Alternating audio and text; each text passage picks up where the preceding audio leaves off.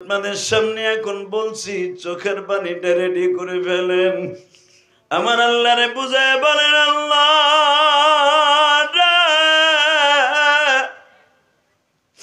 দুনিয়ায় কত জিনিস তুমি স্বপ্নে দেখাইলা,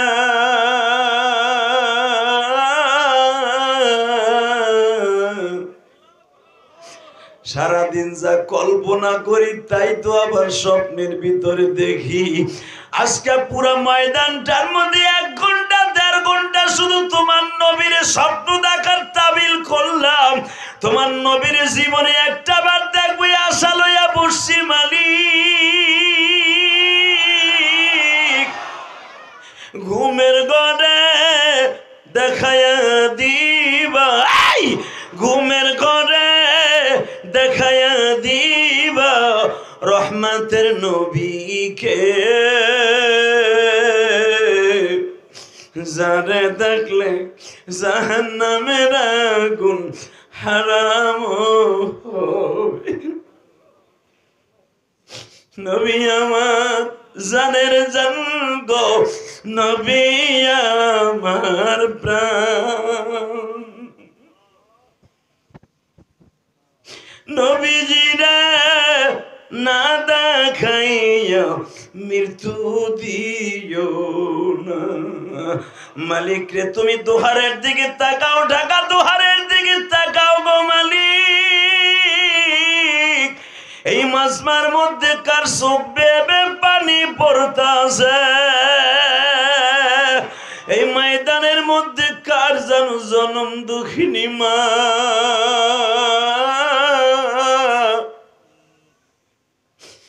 কার জানো জনম দুঃখ বাবা,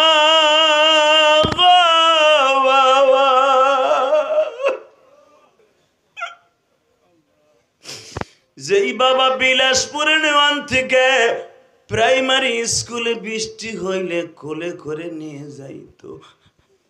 আমার মাথায় 1 ফোঁটা বৃষ্টির পানি পড়বে আমার আব্বা সহ্য করে নাই গো। আমার বাবা জীবনে কোনোদিন ভালো একটা লুঙ্গি পরিধান করে নাই, ভালো একটা পাঞ্জাবি গায়ে দেয় নাই গো বাবা। বাবা আমাদের ঠিক মতো পাঞ্জাবি জামা দিছে। আরে আমার ওই বাবার মার্কিন 3খানা কাপড় দিয়া মাটির ঘরে রাখছি শোয়া।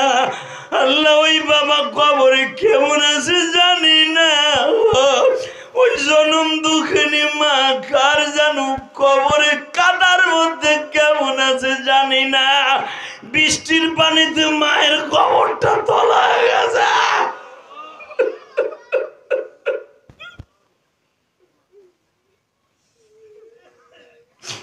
কত বাজানের কবর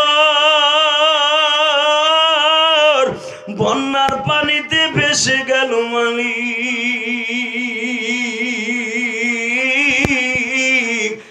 যেই বাবা আমার মাথায় 1 ফোঁটা পানি পড়বে সহ্য করতো না, আজকে সেই বাবারে মাটির মধ্যে শোয়া রাখছি। চোখের পানি দিয়ে তোমার কাছে বলতেছি মালিক রে আমার বাবারে কবরে মাইরো না।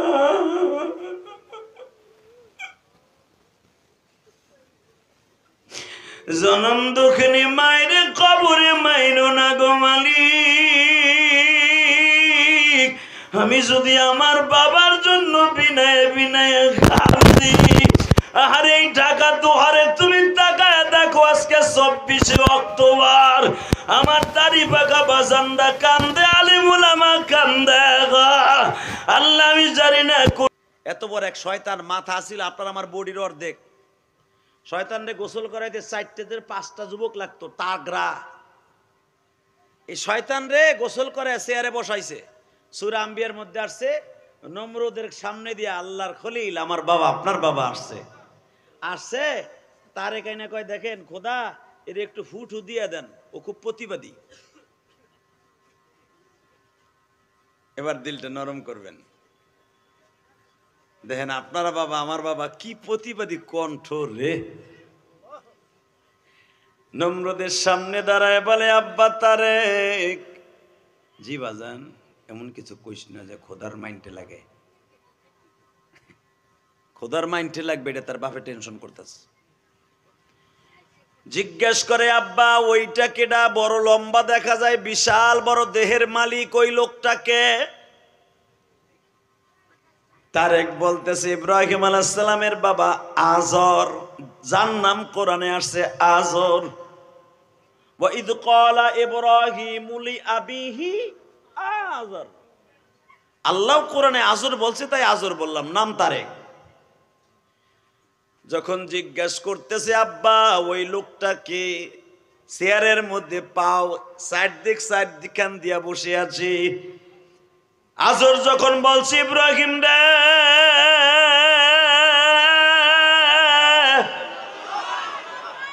ওইটাই হলো আমার বড় খোদা, আমার আল্লাহ। আল্লাহর খলিল ইব্রাহিম একটা লাভ দিয়ে দাঁড়াইয়া প্রতিবাদ করলেন, বাবা গো ওই লোকটা কোনদিন খোদা হইতে পারে না।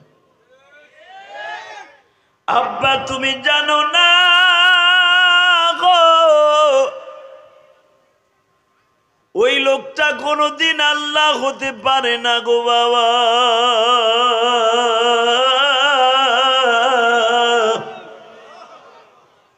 ওই লোকটারে যদি খোদা বলে মানো, দুনিয়াও শেষ আখিরাতও শেষ। জাতির পিতার আব্বা জান অর্থাৎ আপনার আমার দাদা জান, বাজান জাতির পিতার বাবার নাম আমাদের দাদা জান। দাদা জান যখন বলেছে তুমি এমন কথা বলো না যে তোমার ফাঁসির কাস্টে ঝুলতে হয়, আমার আব্বাজান আপনার আব্বাজান প্রতিবাদী কণ্ঠ লাভ দিয়া দাঁড়ায় বলে আব্বা আমি দীপ্ত কণ্ঠ সাক্ষ্য দিলাম গো বাবা, এই মানুষটাও একদিন মরবে, তুমিও মরবা।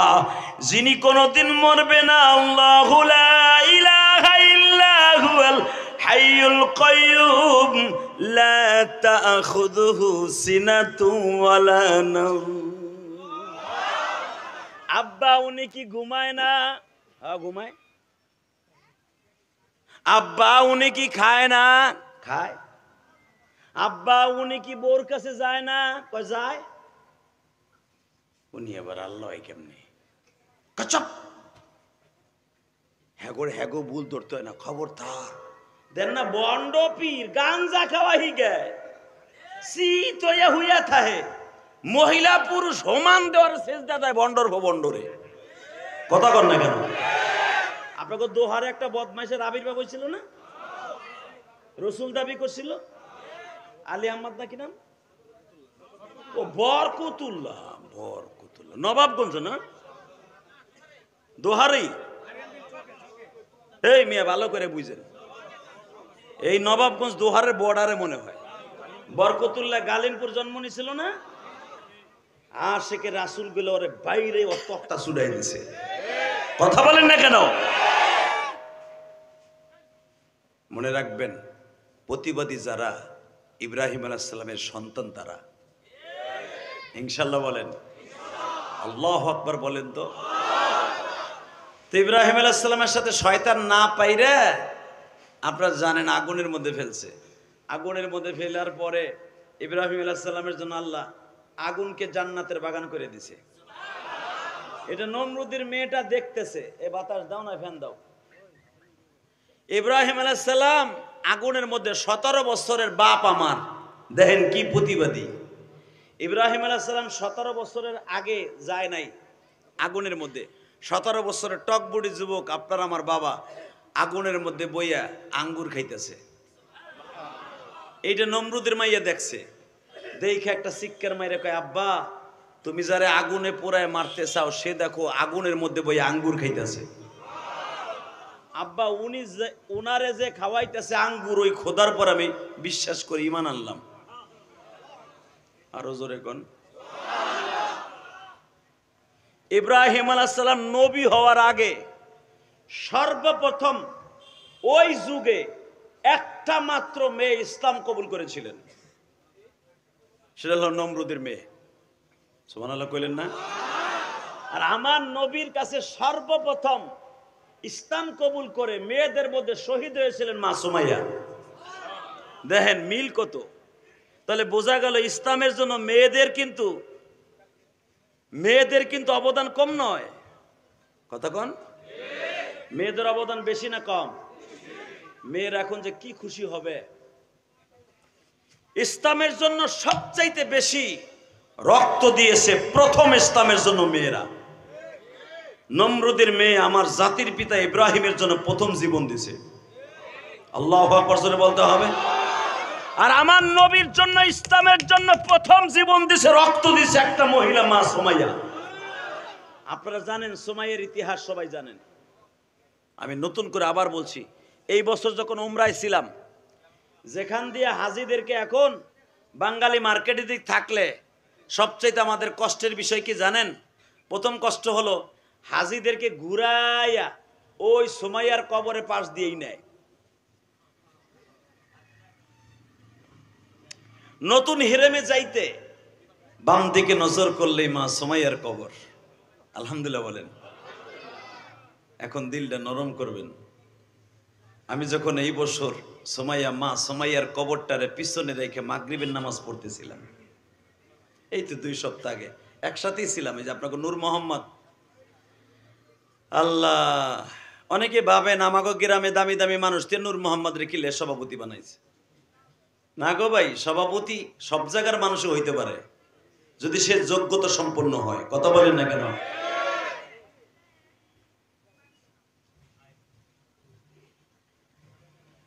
মা সুমাইয়ার কবরটাকে পিছনে রেখে আমি মাগরিবের নামাজ পড়তেছিলাম।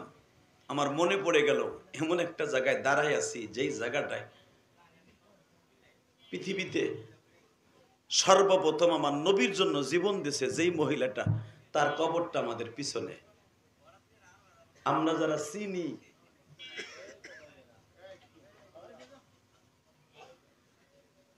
যারা চিনি, গো বাবা,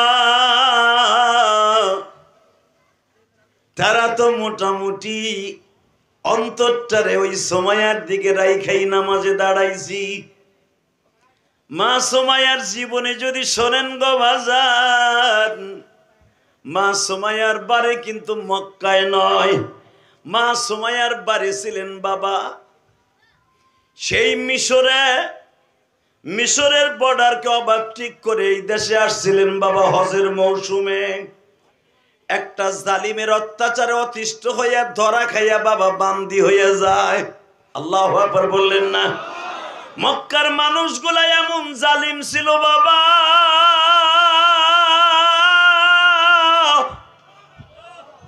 আমাদের দেশে যেই রকম ভাবে গরু চুরি করে বাজারে বিক্রি করে কিনা, ওই জামানায় গোলাম বান্দি চুরি করে বাজারে বিক্রি করত। গোলাম বান্দি চুরি করে বাজারে বিক্রি করত।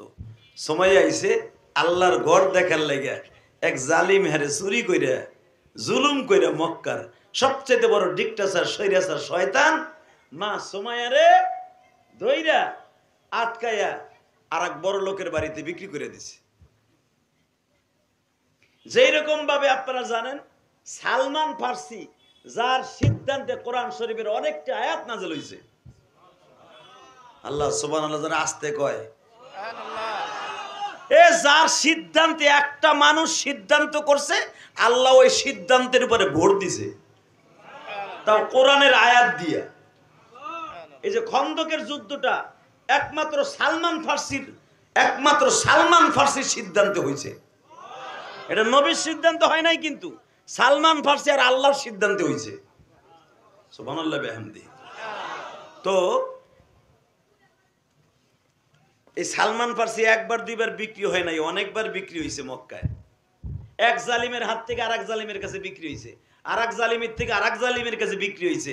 লাস্টে বিক্রি হইতে হইতে হইতে মদিনায় আয়া আর একজনের কাছে ধরা খাইছে। আস্তে আস্তে দাও। এই সালমান ফার্সি লাস্টে নেক্সটে যার বাড়িতে আইসে গোলাম হইছে, ওই সালমান ফার্সি যেই বাগানে নামাজ পড়তেন, যেই বাগানে পানি দিতেন। 160টা খেজুর গাছ ছিল, ওই 160টা খেজুর গাছে সালমান ফার্সি সন্তানের মতো লালন পালন করতেন। 2 বেলা 3 বেলা পানি দিতেন। এই সালমান ফার্সি খেজুরের বাগানে বইয়া, যেই বাগানে বইয়া আমার নবীর শুভ সংবাদ শুনছিলেন যে নবী মুহাম্মদ মদিনায় আইছে। 7 মাস ধরে নবী মদিনায় আসছে, মসজিদে নববী হয়ে গেছে।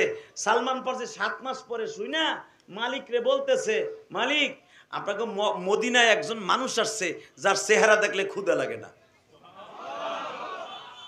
আরো জোর কোন, মিষ্টি সুরে কোন, আরো আদব লয়ে কোন তো দিহি। মালিক ছিল অত্যন্ত জালিম, আপনারা জানেন। হাদিস আছে বুখারীতে লম্বা চওড়া সালমান ফার্সির ইসলাম গ্রহণ সম্পর্কে, আব্দুল্লাহ ইবনে সালামের ইসলাম সম্পর্কে বহুত হাদিস বুখারীতে আছে। সালমান ফার্সি বলতেছে, মালিক যদি আপনি আমার একবার বলতেন আমি একটু এই লোকটার লগে দেখা করে দিতাম। লোকটারে দেখলে বলে ক্ষুধা লাগে না, লোকটারে দেখলে বলে চোখের জ্যোতি বেড়ে যায়, লোকটারে দেখলে বলে দুর্বল মানুষ সবল হয়ে যায়। লোকটা কোনো ছাগলের পাশ দিয়ে হাইটা গেলে ওই ছাগলগুলা বরকতপূর্ণ হয়ে যায়। লোকটা কোনো বাগানের ভিতর দিয়ে হেঁটে গেলে সারা বছর ওই বাগানে খেজুর ধরে। ওই লোকটা আপনার বাগানেও যদি আসে, আপনার বাগানে খেজুরের অভাব হবে না। তো সালমান ফার্সির মালিক আপনারা জানেন, বুখারীতে আসছে, সিয়াসাতের প্রত্যেকটা কিতাবে আসছে, অনেক লুবি ছিল, অনেক লুবি। বুঝেন না আমার কথা? অনেক লোভী ছিল। কয় এখন একটা শর্তে আমি তোরে যাইতে দিতে পারি। কি? এই যে এই ওক্তে যে পানি দিতি, যেই কাজ তুই করতি আমার বাড়িতে, এই যতটুকু সময় তোর লস হবে এর ডাবল কাজ কিন্তু তুই কইরা দিবি আহার পরে। সালমান বললেন, আপনি খালি আমারে যাইতে দেন, আমি যেই কাজ করতে যে 2 ঘন্টা আমার লস হবে, এই 4 ঘন্টা কাজ আমি বেশি করে দিব। সালমানের মালিক লুবি সঙ্গে সঙ্গে কইতেছে, আর একটা কাজ করতে হবে। তুই না কইলি নবী মুহাম্মদ বাগানের মধ্যে আইলে বলে খেজুর সারা বছর ধরে, তাহলে তারে লইয়াবি। আসলে আপনাকে কষ্ট হয়ে গেছে। আল্লাহুম্মা আমিন। রব্বানা হয় নাই? তাহলে আওয়াজ দিয়েন। আরে কি সুন্দর কথা রে, আমার নবী কি বরকতপূর্ণ নবী। আমার আল্লাহ তাই বলে কোরআনে, কি বলে শোনেন, আমি আয়াতটা পড়িয়া, ওমা আরসালনাকা ইল্লা রাহমাতাল লিল আলামিন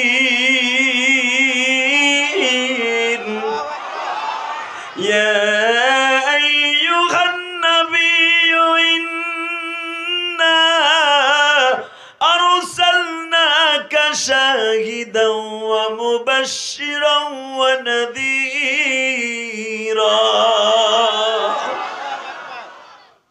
আমার নবী এমন একজন মানুষ, ওয়াদাইয়ান ইলাল্লাহি বিইদনিহি ওয়া সিরাজাম মুনীরা। আমার নবী শুধু নবী না, আমার নবী ছিল বাতি, আলো। যে অন্ধকারে যাইতো ওইখানে আলো হয়ে যাইতো।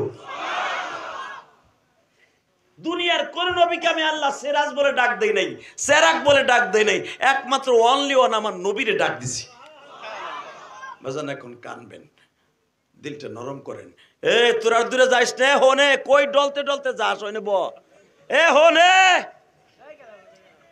এ ওই দুটারে ধরতে পারলি না? যাজ্ঞা তুই আইস, আবার দোয়া করি আল্লাহ ওরা 2 জন যেন ফিরে আসে। আবার যে নিয়ত করে 2 জন বুদ্ধি করে গেছে ও যেন আসে আল্লাহ। আর যদি না আসে লজ্জায় গেছে, আবার আইব। আলহামদুলিল্লাহ বলেন। কারণ আপনার যে অবস্থা, ওয়েদারের অবস্থাও একই রকম, মাইকের অবস্থাও একই রকম, টান দিতে গেলে গলা ব্যথা করে। তাহলে একসাথে বলেন তো, আমার নবীকে আল্লাহ সেরাক কয়ে ডাক দিছে। বাত্তি, সেরাক মানে বাত্তি। আমার নবী অন্ধকারে গেলে আলো হয়ে যাইত। মা আয়েশা বলেন, আমি মাঝে মাঝে নবীরে ডাকতাম, ডাইকে আমার ঘরের বাত্তি দিতাম। কারণ আমার ঘরে তেল নাই, বাত্তি নাই, বাত্তি দিমু কিন দিয়া। হায় সন্ধ্যার বাত্তি দিতাম নবীরে ডাইকা।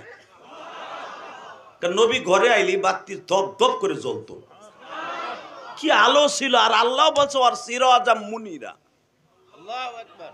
হে বা আমার নবী যে বাত্তি, এটা কি আমি কইছি না আল্লাহ কইছে? জোরে কন। সালমানের মালিক কইতাছে তোর তো তো তুই যারে দেখতে যাবি হ্যারে বাগানে লই যাবি, যদি আনতে পারস তাহলে যাবি। সালমান বললেন শোনেন মালিক, একটা কথা কই, রাগ করেন না। কি? আপনি মালিক হইছেন দিয়ে আপনি যে একবারে দুধি দোয়া তুলসীর পাতা হয়ে গেছেন তাও না। আপনার পৃথিবীতে এমন কোনো বাপ আসেনি যে বাগানে ঢুকলে খেজুর পুরা বছর হয়। আমি কইছি আজকে দেখা করতে যাবো, পরের বার যে দাওয়াত দিমু একদিন তার এই বাগানে আনমু, আনার পরে দেখবেন আপনার বাগান খালি বরকত আর বরকত আর বরকত আর বরকত আর বরকত। হে কি তোমার আমার মতো লুবি? কইলে আমার হে আইয়া বললো কথা কন না কেন? ইলিয়াসুর রহমান জিহাদির ফোন করলে আয়া বললো, নূর মোহাম্মদের ফোন করলে সে সব পৌঁছে আয়া বললো। এত সহজ। এই যে শানীন আশরাফ দোহারি, ও আমারে আনতে বহু তেল মোবিল খরচ করছে। এই মাহফিলের দাওয়াত কিন্তু প্রথম আমার ছিল না, অনেক তেল মোবিল দিয়ে রাজি করেছে। এনে এত সহজ আমাদের মতো একটা বক্তা আনা। আর আমার মতো একটা তেল আসরা নাকান্দারে যদি আনতে এত তেল মোবিল লাগে, সারা পৃথিবীর বাচ্চা ওনারে কোথায় নিতে হলে কি লাগতো। যারে আল্লাহর বাড়িতে লয়ে যাইতেছে বডি গেট দিছে আল্লাহ ৭০,০০০ নূরের ফেরেশতা। জিব্রাইলে বানাইছে আমার নবীর খাদেম, মিকাইল যে বানাইছে খাদেম। যারা সারা পৃথিবী যাদের আল্লাহ চালায়, এই সমস্ত ফেরেশতাদেরকে বানাইছে আমার নবীর খাদেম। কি মনে করেন? সালমানের মালিক কয় তুমি যদি আনতে পারস তাহলে যাইতে পারস। সালমানের মালিক কয় শুনেন, এত শর্ত মর্ত দরকার নাই, আমি গেলাম গা, যদি পারেন আপনি ফিরাইয়েন। সালমানের মালিক মনে মনে কয় তুই যে তো বড় লম্বা, তুই যে শক্তিশালী, আমার মতো ২০টারও খাতির করবি না আমি জানি। তবে যারে সালমান যা,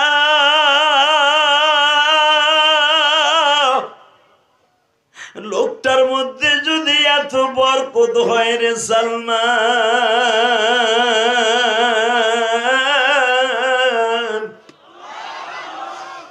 অন্তত আমার কথা বলিয়া বলিস আমার মালিক আপনার দাওয়াত দিছে, আপনি গেলেই বলে আমার মালিকের বাগানে বরকত হয়ে যাবে। আপনারা জানেন উলামা একরাম, সালমান ফার্সি প্রথম দিন আসিয়া নবীর কার্যক্রম গুলা দেখছি। নবী যা আখেরি জামানার নবীর আলামত গুলা আগের ইসলাম ধর্মের সমস্ত পাদ্রীদের কাছ থেকে যা বর্ণনা শুনছি, আগে সালমান ফার্সি নবীর দিকে তাকায়া তাকায়া সেটাকে রিসার্চ করছে, পর্যবেক্ষণ করছে। ঈসা নবীর কিতাবের মধ্যে, ইনজিল কিতাবে যেই কোয়ালিটি নবী মুহাম্মদ হবে সেই কোয়ালিটি তার মধ্যে আছে কিনা, এই আলামত গুলো দেখিয়া সালমান ফার্সি দূরে দাঁড়ায় দাঁড়ায় কান্দে আর বলে, মালিক রে, আমি এত বছর পর্যন্ত যারে তালাশ করছি,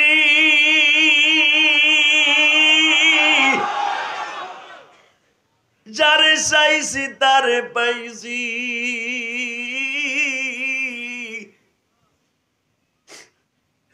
আমি আর এই সুযোগ ছাড়বো না, আমি এই সুযোগ আর ছাড়বো না। আমার নবীর কাছে যে বসছে, দেখেন তো আপনার চোখে এক ফোঁটা পানি আসে কিনা। সালমান তখন তার বয়স কত জানেন? সালমানের বয়স তখন ২০০-র উপরে। জোরে জোরে জোরে জোরে জোরে। সালমানের মতো বয়সী মানুষ ওই জামানায় আর দ্বিতীয় আর একটাও ছিল না। কি মনে করলেন আপনি? ২০০-র উপরে বয়স সালমান ফার্সি। সালমান ফার্সি বেঁচে ছিলেন ৩০০ বছরের মতো। সে ঈসা নবীর ধর্মের উম্মাত ছিলেন মিয়া। সে আমার নবীর খোঁজে খোঁজে খোঁজে মদিনায় এসেছে। ২০০ বছর আগের থেকে হাঁটা শুরু করছে, আবার নবীরে পাইবার আশায়। কত সাধনার নবী, কি মনে করলেন আপনি?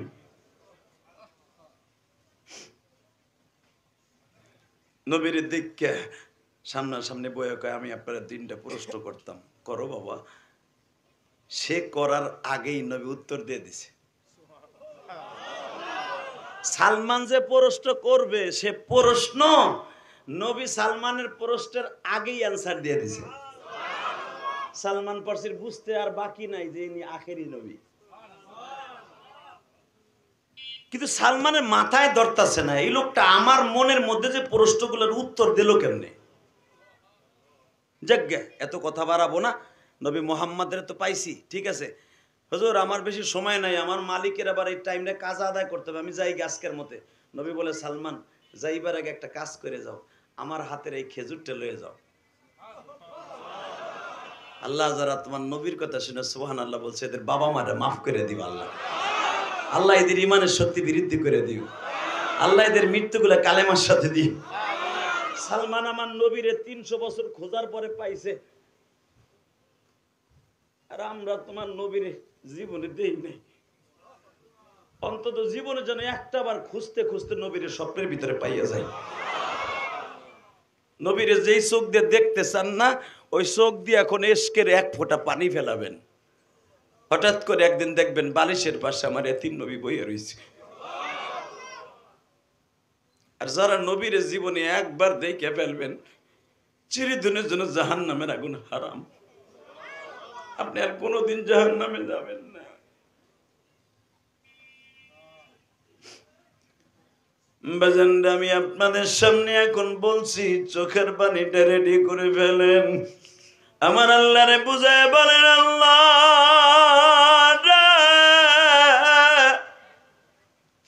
দুনিয়ায় কত জিনিস তুমি স্বপ্নে দেখাইলা,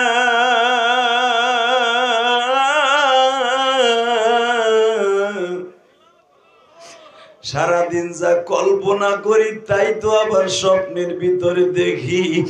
আজকে পুরো ময়দানটার মধ্যে 1 ঘন্টা 1.5 ঘন্টা শুধু তোমার নবীর স্বপ্ন দেখার তাবিল করলাম। তোমার নবীর জীবনে একটা বার দেখবো আশা লইয়া বসছি মালিক, ঘুমের ঘরে দেখায়া দিবা, ঘুমের ঘরে দেখায়া দিবা রহমতের নবীকে, যারে দেখলে জাহান্নামের আগুন হারাম হবে। নবী আমার জানের জান গো, নবী আমার প্রাণ, নবীজিরা না দেখাইয়া মৃত্যু দিও না। মালিক রে তুমি দোহারের দিকে তাকাও, ঢাকা দোহারের দিকে তাকাও গো মালিক, এই মাসমার মধ্যে কার চোখ বেবে পানি পড়তাছে, এই ময়দানের মধ্যে কার জানো জনম দুঃখিনী মা,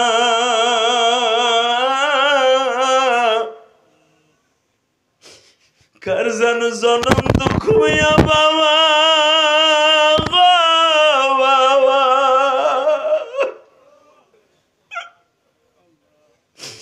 যেই বাবা বিলাসপুরের নেওয়ান থেকে প্রাইমারি স্কুলে বৃষ্টি হইলে কোলে করে নিয়ে যাইতো, আমার মাথায় 1 ফোঁটা বৃষ্টির পানি পড়বে আমার আব্বা সহ্য করে নাই গো। আমার বাবা জীবনে কোনোদিন ভালো একটা লুঙ্গি পরিধান করে নাই, ভালো একটা পাঞ্জাবি গায়ে দেয় নাই গো বাবা। বাবা আমাদের ঠিক মতো পাঞ্জাবি জামা দিছে, আরে আমার ওই বাবারে মার্কিন 3খানা কাপড় দিয়া মাটির ঘরে রাখছি শোয়া। আল্লাহ ওই বাবা কবরে কেমন আছে জানি না, ওই জনম দুঃখিনী মা কার জানো কবরে কাদার মধ্যে কেমন আছে জানি না, বৃষ্টির পানিতে মায়ের কবরটা তোলা গেছে।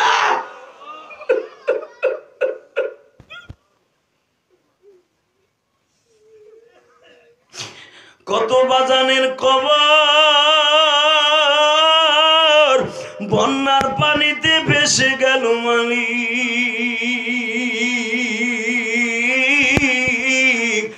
যেই বাবা আমার মাথায় 1 ফোঁটা পানি পড়বে সহ্য করতো না, আজকে সেই বাবারে মাটির মধ্যে শোয়া রাখছি, চোখের পানি দিয়ে তোমার কাছে বলতেছি মালিক রে আমার বাবারে কবরে মাইরো না।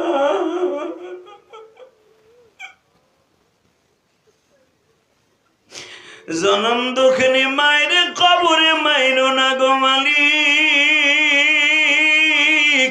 আমি যদি আমার বাবার জন্য বিনায় বিনায় কাঁদি, আর এই ঢাকা দুহারে তুমি তাকায় দেখো, আজকে 24শে অক্টোবর আমার দাড়ি পাকা বাজানরা কান্দে, আলেম উলামা কান্দে গো। আল্লাহ আমি জানি না কোন আলেম ভাইয়ের মা নাই, বাবা নাই গো। আমি 12 বছর বয়সে মা ডাকটা বন্ধ করে তুমি দিছো। আমি হাদি 12 বছর বয়স থেকে মা ডাকটা ডাকতে পারি না। আরে কোন আলেম ভাই যখন বলে হুজুর আমার মায়ের জন্য দোয়া কইরেন, আমি তার চেহারার দিকে তাকায় থাকি আর বলি আপনার মা এখনো বেঁচে আছে। তখন আমি ভাবি আমি কি দোষ করছি মালিক। 12 বছর বয়সে আমার মাকে লয়ে গেল। আহারে যেই বয়সে পরাণ পরে মা বলে ডাকবো, ওই বয়সে আমার ভাইরা কারা জানো মা হারায় ফেলছে, কে জানো যুবক বয়সে বাপ হারায় ফেলছে। আমার নবী যেমনি বাবা বাবা বলে কামতো, আল্লাহ এদের